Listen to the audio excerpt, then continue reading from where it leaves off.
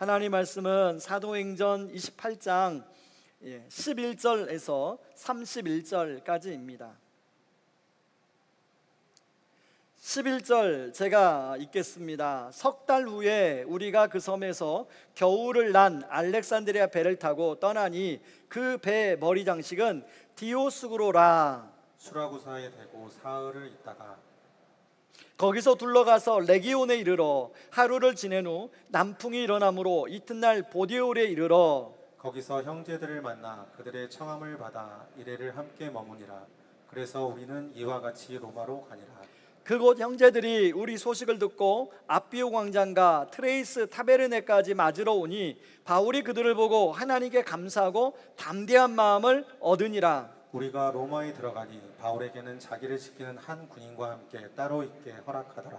사흘 후에 바울이 유대인 중 높은 사람들을 청하여 그들이 모인 후에 이르되 여러분 형제들아, 내가 이스라엘 백성이나 우리 조상의 관습을 배척한 일이 없었는데 예루살렘에서 로마인의 손에 죄수로 내준 바 되었으니 로마인은 나를 신문하여 죽일 죄목이 없으므로 석방하려 하였으나 유대인들이 반대하기로 내가 마하지 못하여 가이사에게 상소하며 내 민족을 고발하려는 것이 아니니라. 이러므로 너희를 보고 함께 이야기하려 청하였으니 이스라엘의 소망으로 말미암아 내가 이 쇠사슬에 매인 바 되었노라. 그들이 이르되 우리가 유대에서 내게 대한 편지도 받은 일이 없고 또 형제 중에 누가 와서 내게 대하여 좋지 못한 것을 전하든지 이야기한 일도 없느니라. 이에 우리가 너의 사상이 어떠한가 듣고자 하니 이 파에 대하여는 어디서든지 반대를 받는 줄 알기 때문이라 하더라. 그들이 날짜를 정하고 그가 유숙하는 집에 많이 오니 바울이 아침부터 저녁까지 강론하여 하나님의 나라를 증언하고 모세의 율법과 선자들의 말을 가지고 예수에 대하여 권하더라. 그 말을 믿는 사람도 있고 믿지 아니하는 사람도 있어. 서로 맞지 아니하여 흩어질 때에 바울이 한 말로 이르되 성령이 선지자 이사야를 통하여 너희 조상들에게 말씀하신 것이 옳도다. 일러스되 이 백성에게 가서 말하기를 너희가 듣기는 들어도 도무지 깨닫지 못하며 보기는 보아도 도무지 알지 못하는도다.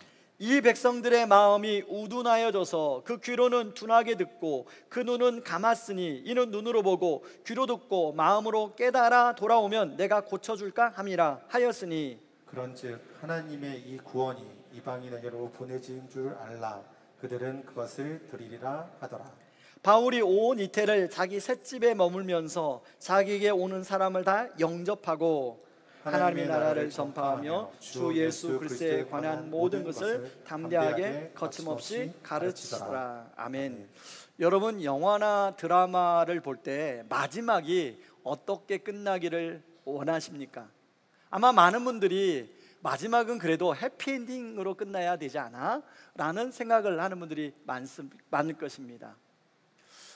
요즘 작가들의 고민이요, 그 시청자들이 워낙 요즘 파워가 있어서 작가들에게 수시로 문자를 보낸답니다.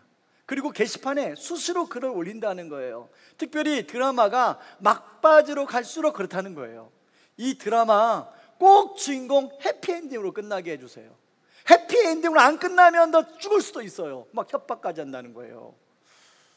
그래서 여러분, 그렇게 실제로 새드 엔딩이었다가 해피 엔딩으로 바뀌어진 드라마가 여러분이 아는 드라마 중에 있습니다.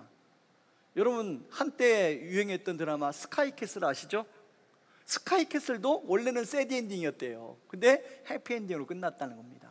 그리고 요즘 젊은 친구들이 많이 본 드라마 중에 선제 없고 튀어라는 드라마가 있어요.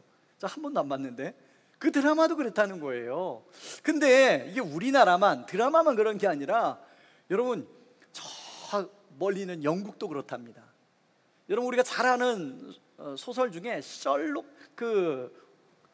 홈즈라는 그 소설 아시죠? 이 소설이요, 처음 나온 게가 1893년에 나왔는데 이 소설의 마지막에서 이 셜록 홈즈가 악당과 함께 절벽에서 떨어져 죽습니다. 그러고 나서 독자들에게 원성이 자자했다는 거예요. 영국 전체가 다 흔들렸다는 거예요. 그래가지고 이 작가가 계속 그런 편지를 받았다는 겁니다. 그래서 10년 만에 제2편을 쓰는데요, 결국은 셜록 홈즈를 다시금 부활시킬 수밖에 없었다는 참 웃고픈 이야기가 있습니다. 사람들은 왜 해피엔딩을 그렇게 원할까요? 저는 우리가 살아가는 삶 자체가 너무나 고달프고 힘들기 때문에 그런 드라마나 영화나 그런 소설을 통해서 뭔가 대리만족, 그리고 적어도 지금은 힘들지만 내 삶의 마지막은 그런 저 주인공처럼 해피엔딩으로 끝날 거라는 그런 기대와 소망이 있기 때문에 아닐까 하는 생각을 해봅니다. 특히 신앙생활은 우리는 더더욱 그렇습니다. 여러분, 우리 삶이 좀 힘들고 어려울 때마다 우리가 자주 묵상하는 말씀이 있죠. 모든 것이 합력하여 선을 이룰 것이다. 여러분, 우리는 그 말씀을 아멘으로 받으면서 그래, 지금 좀 힘들지만 결국은 내 인생의 마지막은 정말로 합력하여 선을 이루는 아름다운 해피엔딩일 거야 라는 그런 믿음이 있죠. 그런데 여러분, 그렇게 해피엔딩으로 하나님의 은혜로 잘 마무리되는 인생도 있지만 때로는 우리가 생각지도 못하게 우리가 그려지는 그림대로 인생이 안 풀려지는 삶도 있더라는 거예요. 때로는 최선을 다했음에도 불구하고 도무지 이해할 수 없는 상황을 마주할 때가 있어요. 하나님, 이게 아닌데, 하나님, 내가 평생 동안 하나님을 그렇게 믿음으로 섬겨왔는데 내 인생의 마지막이 이게 뭡니까? 라고 그렇게 질문이 될 때가 있더라는 것이죠. 오늘 우리가 살펴볼 사도행전의 마지막 장면이 바로 그렇습니다. 위대한 사도 바울의 길고 긴 그 사도행전의 여정이 마치는 날이 바로 오늘 이 사도행전 마지막이. 당연히 모든 고난을 이겨내고 우리가 기대하는 바는 화려한 피날레로 마치기를 원하죠. 그런데 여러분, 우리의 기대와는 전혀 다릅니다. 바울이 정말 마치 로마에 화려하게 입성한 것도 아니에요. 그래서 바울이 복음을 전했더니 로마의 도시가 뒤집어지고 영적 대각성이 일어나고 엄청난 많은 사람들이 주께로 돌아왔다. 그렇게 끝나지 않아요. 바울은 죄수의 몸으로 쇠사슬에 묶인 채 로마에 도착했습니다. 그리고 좋은 집도 아니에요. 자기가 돈 내서 얻은 셋집에 2년간 머물렀어요. 여러분, 쇠사슬에 그 당시에는 원래 로마 군인이 2명이 범죄자 1명을 양쪽에 쇠사슬을 맸대요. 근데 바울은 혜택을 받아서 한 사람만 매도록 돼 있었어요. 아니면 한 사람만 쇠사슬에 매여도 화장실 제대로 갈 수도 없습니다. 이 실패처럼 보이는 결말을 통하여 하나님은 오늘 우리에게 무엇을 말씀하시는 걸까요? 저는 오늘 이 말씀을 통해서 여러분과 한 3가지를 좀 나눠 보려고 합니다. 첫 번째는요, 하나님이 준비하신 첫 번째 해피엔딩입니다. 만남의 이루죠. 자, 11절은 이렇게 시작합니다. 11절을 같이 한번 읽어볼까요? 석 달 후에 우리가 그 섬에서 겨울을 난 알렉산드리아 배를 타고 떠나니 그 배의 머리 장식은 디오스구로라. 바울 일행은 멜리데 섬에서 석 달을 보냅니다. 그리고 이제 로마로 가는 배를 타고 이제 로마로 떠나게 됩니다. 근데 누가가 여기서 갈아탔던 배 머리에 있는 장식이 디오스구로라고 굳이 여기에 언급하고 있어요. 여러분, 우리 관심이 있어요, 없어요? 별로 관심 없어요. 배 타고 갔지 라고 생각하는데 이렇게 누가가 기록한 이유가 있겠죠. 이 디오스구로는 그 당시 제우스의 쌍둥이신, 로마 그리스에 보면 제우스의 쌍둥이 아들로 항해의 신이었어요. 항해자들을 보호해주는 그런 신으로 믿었습니다. 자, 276명이 유라굴라 광풍에서 살아남았죠. 멜리데 섬에서 독사에 물리고 또 많은 치유의 사건이 일어난 걸 봤죠. 그걸 통해서 진짜 신은 하나님이야 라고 이들은 믿었을 거예요. 근데 그 배에 타서 그 머리 장식에 있는 그 모습을 보고 아구스도가 아니지, 진짜 하나님이지 라고 누가는 이것을 대조해서 지금 보여주고 있는 것입니다. 이 바울이 탄 배는 남풍이 불어서 계획한 대로 수라구사와 레기온과 그리고 보디올이라는 항구에 도착합니다. 여러분, 지도를 한번 보실래요? 예. 여러분, 이 지도가 지금 어떤 주제냐면 여러분이 진짜 꼭 가보고 싶은 나라예요. 이탈리아. 이 보디올은 여러분이 잘 아는 나폴리 항구의 도시입니다. 이게 굉장히 아름다운 도시죠. 이 보디올에서 지금 바울이 도착했는데 예수를 믿는 형제들이 바울을 만나서 바울과 일주일을 함께 먹고 마시고 지내면서 바울을 격려하는 시간을 가져요. 그 다음에 이제 육지로 이동을 하게 되는데요, 여기 특별히 15절 말씀을 보시면 그곳 형제들이, 그러니까 로마의 형제들이 바울이 온다는 소식을 듣고 아비오 광장과 트레이스 타베르네까지 맞으러 나왔다라고 기록하고 있어요. 아니, 우리는 뭐 이렇게 이름도 어려운데 왜 이걸 기록해서? 이런 누가 이렇게 기록한 이유가 있죠. 여기 이 트레이스 타베르네는 로마로부터 약 50km, 60km 정도 떨어져 있는 데인데요, 성인이 걷는 속도에 의하면 하루 종일 한 이틀 정도는 걸어서 오는 거리입니다. 우리로 하면 한 저 평택에서 유황까지의 거리 정도 돼요. 그 당시 길도 험했을 텐데 로마 바울이 온다는 소리를 듣고 그들이 환대해 주러 오는 거예요, 바울을. 그랬더니 바울이 그들을 만나고 뭐라고 말하냐면, 바울이 그들을 보고 하나님께 감사하고 담대한 마음을 얻으니라, 이렇게 나와요. 여러분, 바울은 정말 로마로부터 50km, 60km 걸어와서 자기를 환대해주는 그 형제들을 통해서 힘을 얻었던 것 같아요. 야, 그래, 내가 살아온 삶이 하나님이 함께 하시고 하나님이 위로해 주시는구나, 그 힘을, 내가 여기서 로마에서도 복음을 전해야겠다, 이렇게 힘을 얻은 것 같아요. 여러분, 우리는 이걸 통해서 한번 우리의 삶을 좀 생각해 볼 필요가 있습니다.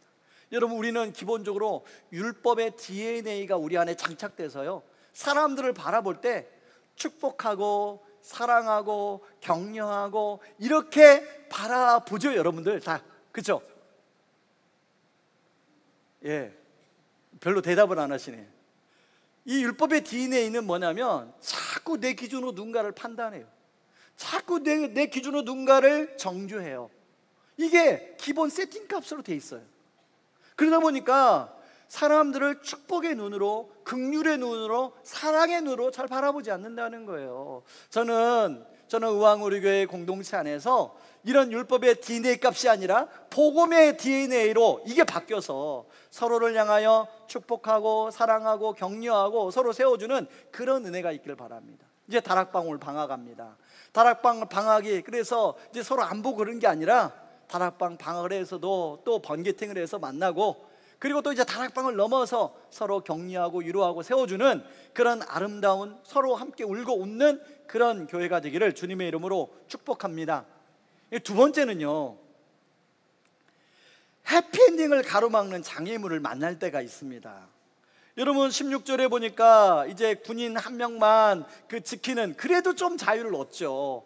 그래서 바울이 유대에, 로마에 도착하자마자 유대의 지도자급 되는 사람들을 불러요. 그래서 자기를 향한 행여나 있을 법한 오해를 풀어줍니다. 그리고 자기가 이곳에 온 이유에 대해서 이야기해요. 그 내용이 바로 17절부터 20절까지 나오는데, 첫 번째는 나는 유대인의 민족의 관습을 해친 적이 없다. 그건 오해다. 두 번째는 나는 법적으로 로마의 법을 어긴 적이 없다. 나는 무죄다. 풀려날 수 있는데 내가 상소해서 여기까지 온 거다. 세 번째는 이렇게 한 이유가 바로 당신들이나 내가 그렇게 간절하게 기다리는 이스라엘의 소망 때문이다라고 이야기합니다. 여러분, 이 이스라엘의 소망이라는 단어는요, 유대인들에게 굉장히 신학적인 상징적인 단어, 중요한 단어입니다. 이스라엘 사람들은 지금도 아이가 태어나면 혹시 이 아이가 이스라엘의 그 소망 메시아가 아니야? 라고 하는 사람들이, 그래서 메시아를 기다렸습니다. 메시아가 오면 정말로 하나님이 원하시는 나라가 이루어질 것이다 라고 간절히 기다리고 항상 기다렸던 거예요. 그래서 바울이 그 이스라엘의 소망 때문에 왔다고 얘기하는 것입니다. 그러니까 그 얘기를 듣던 유대인 지도자들이 진짜야? 진짜 그것 때문에 너는 그 소망이 뭔지 알아? 뭐 그런 마음으로 그 다음에 모이게 되는데요, 여러분 23절에 보니까 그 다음에 더 많은 사람들이 바울의 이야기를 들으려고 왔습니다. 그래서 23절에 보니까 아침부터 저녁까지 바울이 그렇게 오랜 시간 강의를 한 거예요. 23절에 무슨 내용을 가르쳤나 보니까 하나님 나라를 증언하고 모세와 율법의 선지자들의 글을 가지고 예수님에 대하여 이야기했다고 나옵니다. 이거 굉장히 중요한 이야기예요. 여러분, 하나님 나라가 무엇입니까? 하나님 나라는 내 마음대로 내가 주인되어 살던 인생, 정말로 고달프고 힘든 인생이 바로 예수님이 오셔서 그 주인됨을 바꿔주시고 하나님의 뜻대로 살아갈 때 비로소 인생다운 인생, 하나님의 원하시는 삶을 사는 게 하나님 나라거든요. 여러분, 여기에서 다 나름대로 인생 살아보셨잖아요. 여러분 마음대로, 여러분의 생각대로, 여러분의 그 계획대로 살아봤는데 여러분의 삶이 어떻습니까? 여러분, 하나님 나라는 바로 그런 나 중심의 삶에서 하나님 중심으로 살아가는 삶, 이게 하나님 나라인데, 그 하나님 나라의 가장 핵심이 누구냐면 바로 예수 그리스도입니다. 내 주인, 삶의 주인을 예수님으로 바꾸는 거예요. 근데 유대인들은 지금 구약만 알고 있었어요. 모세와 율법과 선지자들의 글만 알고 있었어요. 그래서 바울이 그들이 알고 있는 모세의 율법, 선지자의 글, 구약의 말씀을 통해서 이 말씀이 바로 말하고자 하는 분이 예수 그리스도라는 것을 이야기해 주고 있는 것입니다. 어떻게 예수님과 연결되고 어떻게 그 선지자들이 말했던 분이 바로 예수님인가를 이야기해 주고 있는 거예요. 모세가 말한 분이 예수님인가를 이야기해 주는 겁니다. 여러분, 우리는 여기에서 굉장히 중요한 걸 우리가 좀 생각해야 돼요. 여러분, 우리가 성경을 읽을 때 우리가 다 거의 모든 사람이 성경은 하나님의 말씀이라고 알고 있습니다. 이 성경은 백과사전이 아닙니다. 여러분, 도덕책이나 윤리책이 아니에요. 우리의 도덕적 교훈을 위해서 쓴 책이 아닙니다. 바로 하나님 나라의 복음을 위해서 쓴 책이 성경책입니다. 그리고 이 성경책의 중심은 예수 그리스도라는 걸 우리가 다 믿습니다. 구약의 주인공도 예수고 신약의 주인공도 예수예요. 그런데 여러분, 우리는 어떻게 성경을 읽습니까? 우리는 성경을 도덕책처럼, 윤리책처럼, 마치 좋은 어떤 자기 개발서처럼 성경을 읽을 때가 많이 있더라는 거예요. 그래서 여러분, 미국에 웨스트민스터 신학교가 있습니다. 저희 교단은 장로교 합동인데, 장로교 합동은 웨스트민스터에서 공부한 신학 교수님들이 많이 오셔서 가르쳐요. 그래서 웨스트민스터 하면은 거의 저희 교단에서는 미국의 하버드 같은 그런 학교로 여겨요. 그 미국 웨스트민스터에서 성경을 제대로 좀 성도들이 읽게 하자. 그래서 그리스도 중심 성경 읽기 운동을 벌입니다. 그래서 얼마 전에 분당 우리 교회도 그걸 그대로 들여와서 분당 우리 교회에서 그리스도 중심적 성경 읽기에 대해서 강의도 하고 성도들에게 그렇게 가르치기도 하고 세미나도 하고 책도 냈어요. 여러분, 그러면서 이찬수 목사님이 뭐라고 거기 쓴 글을 보니까 이렇게 썼더라고요. 같이 한번 읽어볼까요? 그리스도 중심 성경 읽기는 상당히 어렵고 시간도 오래 걸립니다. 그러나 저자이신 하나님의 의도대로 읽을 수 있는 아주 좋은 성경 읽기 방법입니다. 예수 그리스도를 깊이 생각하고 그분이 이루신 구원을 떠올리며 성경을 읽는 것이 우리의 목표입니다. 여러분, 바울은 이렇게 아침부터 저녁까지 말씀을 전하는 이유가 뭐냐면 저들이 이스라엘의 참 소망 되신 그 예수 그리스도를 알고 하나님 나라의 풍성한 삶이 무엇인가를 경험하도록 해주기 위함이었습니다. 그런데 여러분, 24절에 보니까 그 말씀을 들었던 사람 중에 그걸 받아들인 사람도 있는가 하면 믿지 않는 사람도 있었다는 거예요. 아마 믿지 않는 사람이 훨씬 많았던 것 같아요. 그래서 바울이 뭐라고 하냐면 이들을 향하여 좀 실망했던 것 같습니다. 여러분, 29절에 보면요, 우리 성경에는 없음 이렇게 돼 있는데 예전에 우리가 읽었던 개역 한글 성경에 보면 이렇게 나와 있어요. 바울이 이 말을 한 뒤에 유대 사람들은 자기들끼리 심한 논쟁을 벌이며 떠나갔다. 그러니까 자기들끼리 막 논쟁을 벌인 거예요. 여러분, 지금 바울은요, 누굽니까? 성경을 66권 중에 13권을 기록한 성경 저자 중에 한 명이에요.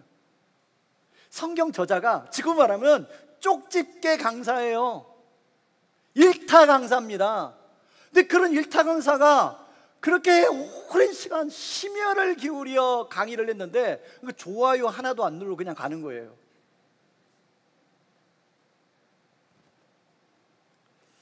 여러분, 바울은 물론 처음 있는 일은 아니었지만, 왜냐하면 처음 유대인들이 긍정적인 반응을 많이 보였기 때문에 이런 반응을 보이는 걸 보고 바울은 좀 실망했던 것 같아요. 그래서 이사야 6장 9절 10절을 말씀을 인용해서 이렇게 말합니다. 너희가 같이 한번 읽어볼까요? 너희가 듣기는 들어도 도무지 깨닫지 못하며 보기는 보아도 도무지 알지 못하고 백성들의 마음이 우둔하여져서 그 귀로는 둔하게 듣고 그 눈은 감았으니. 너희들이 영적으로 무지하고 무감각해서 이 하나님이 정말 너희들에게 주시는 이 진리를 깨닫지 못하고 안 믿는구나. 내는 이제 앞으로 이방인으로 가겠다. 이방인들에게 복음을 전하겠다고 바울이 말하는 거예요. 여러분, 저는 여기서 두 가지를 좀 생각해 보려고 합니다. 여러분, 우리 안에 혹시 이런 유대인들과 같은 그런 마음은 없는가? 아까 제가 말씀드렸잖아요. 여러분, 성경은 그리스도 중심적으로 우리가 읽어야 성경을 제대로 읽는 거라고. 그런데 이제까지 도덕적으로 교훈적으로만 읽었던, 그것도 좋습니다. 그런 분들이 그리스도 중심적이 뭐야? 왜 꼭 성경을 그렇게 읽어야 돼? 라고 그렇게 반감을 갖는 분들이 종종 있어요. 여러분, 우리는 지속적으로 신앙이 성장해야 됩니다. 균형 있게 지속적으로 성장해야 돼요. 저도 예전에는 성경을 어떻게 읽었냐면 도덕적으로 교훈적으로 성경을 연구하고 그렇게 읽었던 사람이에요. 그런데 저 역시도 여러분들한테 굉장히 귀한 것을 가르쳐 줘야 되니까 끊임없이 공부하고 연구하고 하는 거예요. 그리고 지금은 그리스도 중심적 성경을 읽고 그렇게 큐티를 가르치고 그렇게 설교를 하려고 제가 굉장히 애를 쓰고 있어요. 2015년부터 저는 바로 그것을 지속적으로 배우고 또 가르치고 나름대로 고민하고 이것을 어떻게 하면 성도들한테 쉽게 하려고 지금도 고민하고 있어요. 여러분들 이렇게 쉽게 안 들리죠, 그죠? 저 나름대로 애쓰고 있습니다. 저를 좀 기도해 주세요. 자, 그거에 대해서 여러분들이 수용하고 그렇게 여러분 것들을 만들면 하나님이 우리의 지평, 영적인 지평을 열어주실 줄 믿습니다. 그런가 하면 또 하나는요, 여러분, 오늘 바울은 이들의 반응에 대해서 별로 영향을 안 받아요. 여러분, 우리는 누군가에게 복음을 전하거나 누군가에게 뭔가 하나님의 말씀을 전할 때 그 사람의 반응에 따라서 내가 마치 거절당하는 것처럼 여기잖아요. 왜 그러냐면요, 그것은 그 사람의 반응이 나의 정체성이기 때문에 그래요. 그 사람이 나를 향하여 하는 태도가 나의 정체성으로 생각하기 때문에 그래요. 그 사람이 그냥 그렇게 그 사람의 믿음에 따라서 그 반응을 하는 거예요. 그것이 우리의 정체성은 아니죠. 바울은 바로 정체성이 예수 그리스도였기 때문에 그 사람의 반응, 사람들의 반응에 따라서 거기에 좌지우지 되지 않더라는 것입니다. 대신 그렇게 복음을 전하고 바울은 그 결과를 하나님께 맡겼습니다. 저들이 저러고 돌아갔지만 언젠가는 저들도 예수님을 믿을지도 몰라. 실제로 바울이 2년 동안 그 셋집에 있으면서 아마 그 돌아갔던 유대인들 중에 바울을 찾아와서 예수 믿는 사람들이 분명히 저는 생겼을 거라고 믿습니다. 그러므로 여러분, 어떻게 해야 돼요? 우리가 최선을 다해서 복음을 전하지만 그 결과는 하나님께 맡기는 것입니다. 그런가 하면 세 번째, 여러분, 진짜 해피엔딩이 나와요. 여러분, 30절에 재판을 기다리면서 2년 동안 바울이 셋집에 거했다고 누가는 굳이 그 단어를 사용하고 있습니다. 거기에 로마 군인들, 유대인들, 그리고 노예, 귀족들, 많은 사람들이 찾아와서 바울과 대화를 하면서 예수를 믿는 사람도 있을 것이고 또 대화만 하고 그냥 돌아가는 사람도 있었을 것입니다. 여러분, 그런데 지금 바울은요, 지금 자기가 셋집에 살고 지금 쇠사슬이 묶여 있잖아요. 그것에 지금 전혀 영향받지 않아요. 여러분, 31절에 보면 31절이 어떻게 끝나냐면 이렇게 끝나요. 같이 한번 읽어볼까요? 하나님 나라를 전파하며 주 예수 그리스도에 관한 모든 것을 담대하게 거침없이 가르쳤다. 여기 거침없이라는 단어, 거침없이라는 단어는 원어로 이 단어가 성경에 딱 한 번 나오는 단어예요. 아콜리토스라는 단어인데, 제가 이 말씀을 보면서, 아니 담대하게 말씀을 가르쳤더라, 그러고 끝내면 되지, 왜 담대하게 거침없이라는 단어를 썼을까? 여러분, 바울은 지금 자기를 묶고 있는 쇠사슬, 그리고 자기가 살고 있는 셋집, 이거에 영향을 안 받는다는 거예요. 여러분, 우리는 영향 받습니까, 안 받습니까? 때로는요, 내가 처해 있는 상황이 그것 때문에 자꾸 영적으로 눌리고, 그것 때문에 우울감이 찾아오고, 그것 때문에 막 너무너무 괴롭고, 그런 게 우리의 모습인데, 오늘 바울을 보니까 그런 것에 영향받지 않고 거침없이 하나님의 복음을 전하고 있더라는 것입니다. 왜요? 바울에게 정체성은 예수 그리스도였기 때문에 그렇습니다. 바로 예수님 그 자체였기 때문에 그렇습니다. 여러분, 오늘 사도행전은 바울이 복음을 전했더라, 어떻게 되었더라가 나오지 않습니다. 그런데요, 여러분, 옥중서신 아시죠? 에베소서, 빌립보서, 골로새서, 또 빌레몬서, 4개의 옥중서신이 바로 이 2년 동안 셋집에서 기록되었다는 거예요. 세상은 바울을 셋집이라는 감옥에 가뒀지만, 하나님은 그곳을 하나님의 말씀을 집필하는 집필실로 바꾸셨다는 겁니다. 마찬가지입니다. 어떤 환경이 여러분을 자꾸 구속하고 얽매여서 세상은 그것을 자꾸 그렇게 얽매게 하지만, 그곳에도, 여러분이 그런 상황에도 주님은 함께 하시고, 또 여러분 가운데 함께 하시면 주님은 여러분을 통하여 여전히 일하신다는 것입니다. 그걸 믿으시기 바랍니다. 그런가 하면요, 빌립보서 1장 13절에 보면 모든 시대 안에 있는 로마 군인들에게 복음을 전했다고 나와요. 많은 로마 군인들이 바울의 복음을 듣고 예수를 믿었을 것입니다. 그런가 하면 빌립보서 4장 22절에는 가이사의 집 몇 사람들에게도 복음을 전했다고 나와요. 이 가이사의 집이 로마 황제 아닙니까? 로마 황제의 핵심에 복음이 들어갔어요.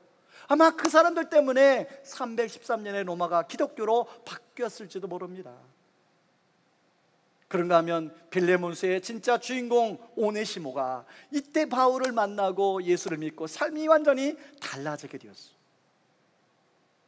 여러분, 바울이 묵었던 셋집은 더 이상 바울이 구속받는 곳이 아니었습니다. 바로 그곳에서 하나님의 나라가, 바울을 묶고 있는 쇠사슬은 바울을 얽매는 것이 아니었어요. 비록 그렇지만 그 속에서 하나님의 나라가 확장이 되고 있더라는 것입니다. 여러분, 사도행전을 이렇게 마칩니다. 이제 사도행전 29장은 누가 써가야 되는가? 아마 누가는 미완성으로 마친 이유를, 이제 사도행전 29장은 이 사도행전을 말씀을 읽는 우리로 하여금 써내려가도록 하셨던 것이죠. 이렇게 말씀드리면 어떤 분은, 목사님, 저는 여전히 이런저런 쇠사슬이 저를 묶고 있어요. 저는 여전히 나만의 셋집이 자꾸만 나를 짓누르고 있어요. 그렇게 말하시는 분이 계실지 모르겠어요. 저도 마찬가지입니다. 저도 저만의 쇠사슬이 있고요, 저만의 셋집이 있어요. 때로는 그것 때문에 막 우울할 때가 있어요. 그러나 제가 주중에 이 말씀을 육아를 하는 어떤 분하고 나눴더니요, 그분이 그러는 거예요. 목사님, 우리 아이가 너무 사랑스럽지만요, 때로는 이 아이가 나한테 막 안 떨어질 때는 이 아이가 쇠사슬처럼 느껴져요. 뭐 이렇게 고백을 하더라고요. 여러분, 공감이 되시죠? 육아가 너무 힘드니까. 어떤 분은요, 직장의 문제, 건강의 문제, 때로는 인간관계의 문제가 그렇게 마치 풀려지지 않는 쇠사슬처럼 느껴지는 분이 계실지 모르겠습니다. 그러나 오늘 말씀은 성령님이 이렇게 말씀합니다. 괜찮다. 바로 그 쇠사슬이 채워진 여러분을 손을 통하여 그 답답한 셋집을 통해서 하나님은 당신의 위대한 이야기를 바로 너와 내가 써내려가고 싶다고 말씀하십니다. 사랑하는 성도 여러분, 이제 말씀을 좀 마무리하려고 합니다. 우리는 오늘 사도행전 마지막에서 쇠사슬 묶인 채 초라한 셋집에 지금 머물고 있는 바울을 보았습니다. 어쩌면 그 모습이 오늘을 살아가는 바로 내 모습처럼 느껴지는 분도 계실지 모르겠어요. 남들이 모르는 나만의 쇠사슬, 벗어나고 싶지만 벗어날 수 없는 새집과 같은 환경, 이 현실 속에서 신음하며 아파하며 살아가는 나의 모습, 우리의 모습일 수 있습니다. 그런데 바울은요, 그 모든 상황에서 어떻게 하면 무너지지 않고 그렇게 담대하고 거침없이 복음을 전할 수 있었을까요? 그 이유는 그는 혼자가 아니었기 때문입니다. 바로 그의 곁에는, 아니 그의 마음 깊숙한 곳에서는 유일하신 자기의 구주 되시는 그 예수님과 함께 그 시간을 보냈기 때문입니다. 우리의 주님은 죄 없으신 몸으로 우리를 위하여 친히 십자가라는 사슬에 묶이셨죠. 여러분, 십자가에 못 박힐 때 예수님이 묶이셨잖아요. 그 십자가에서 우리의 모든 절망과 그리고 모든 정죄의 무게를 예수님이 대신 지셨습니다.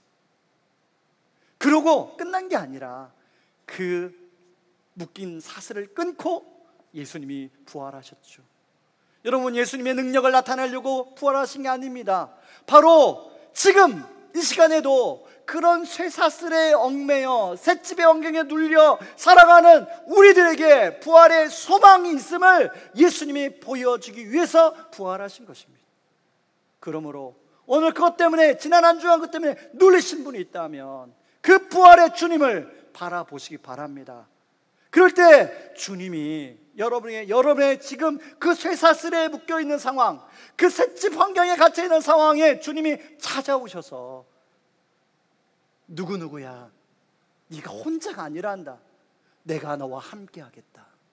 그리고 네가 묶여있는 쇠사슬을, 내가 그렇게 힘들지만 내가 거기서 내가 너를 통하여 나의 일을 하겠다라고 주님 말씀한 줄 믿습니다.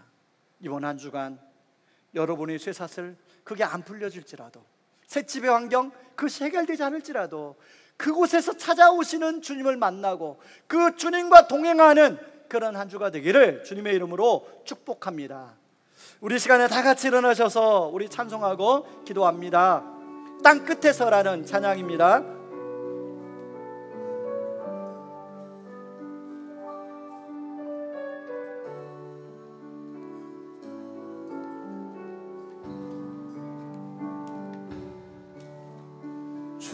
주께서 주신 동산에 땀 흘리며 씨를 뿌리며 내 모든 삶을 드리리. 날 사랑하시는 내 주님께 비바람 앞을 가리고 비바람 앞을 가리고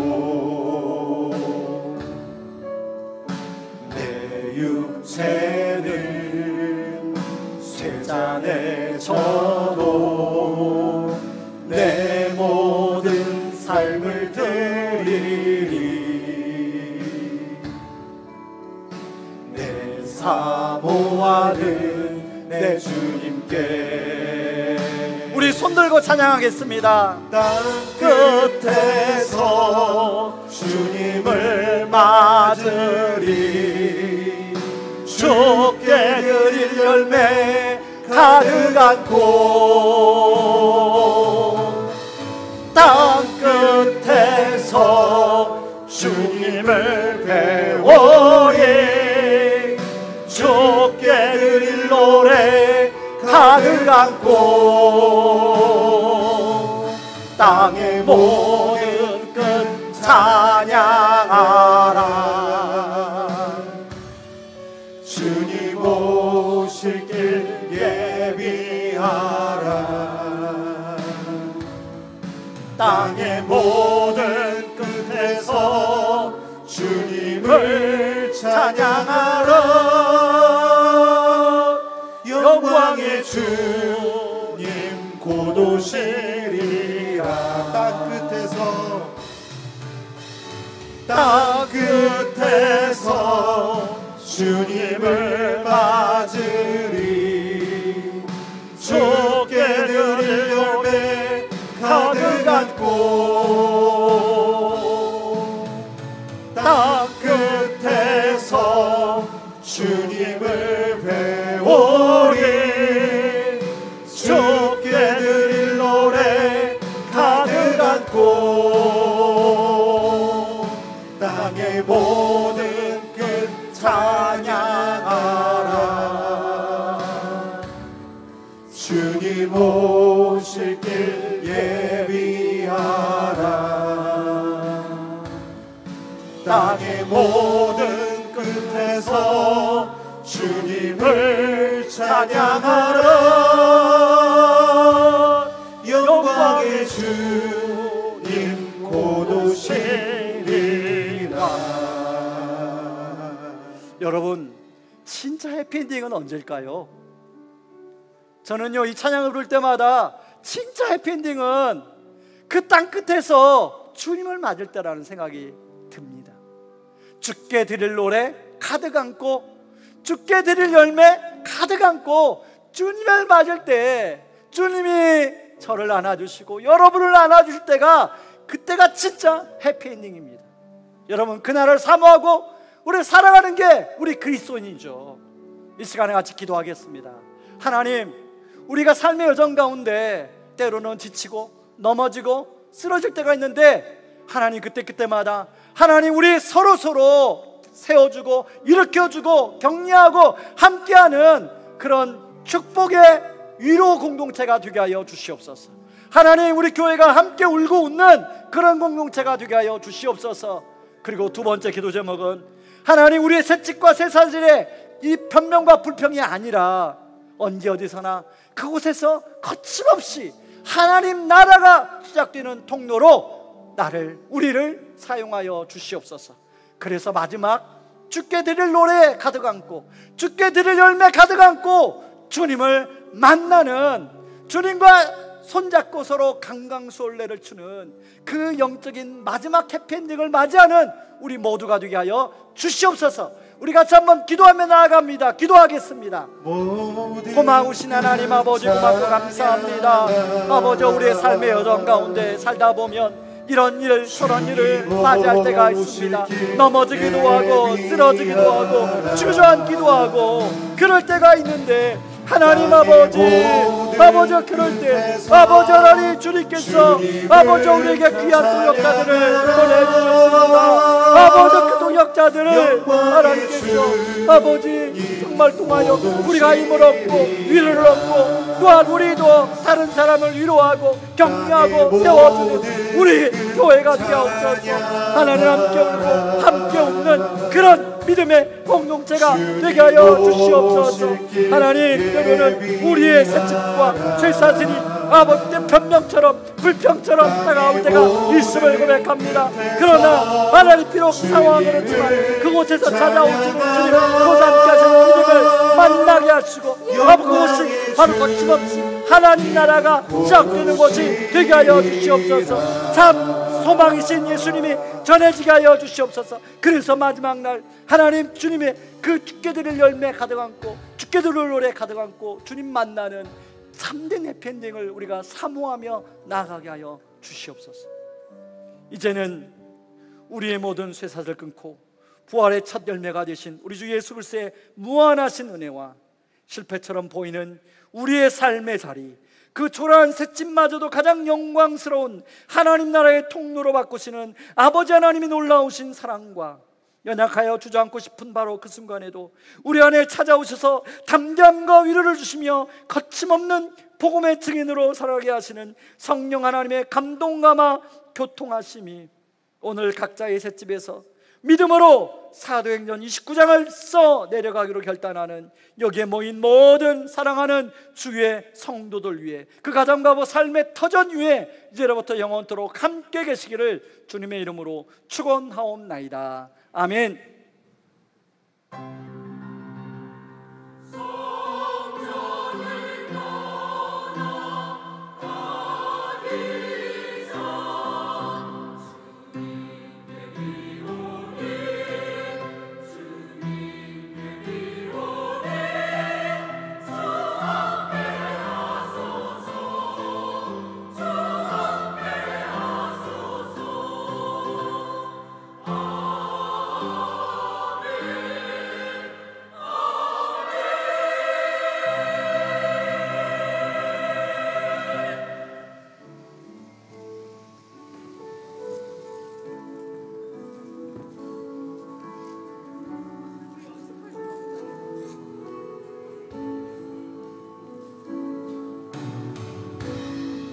주님 나를 부르시니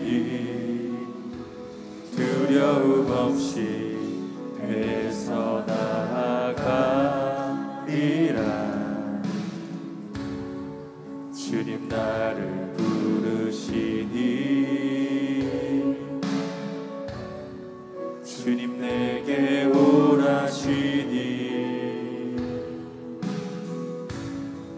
주님 여기 계시기에 의심치 않고 바다를 걸어가리라. 주님 보고 계시기에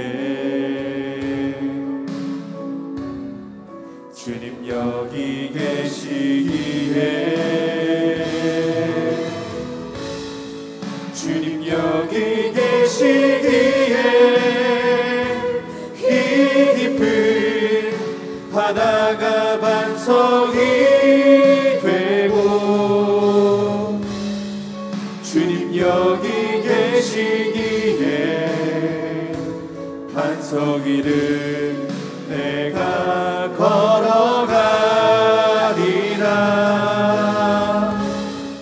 주님 여기 계시기에 저 거친 파도가 반석이 되고 주님 여기 계시기에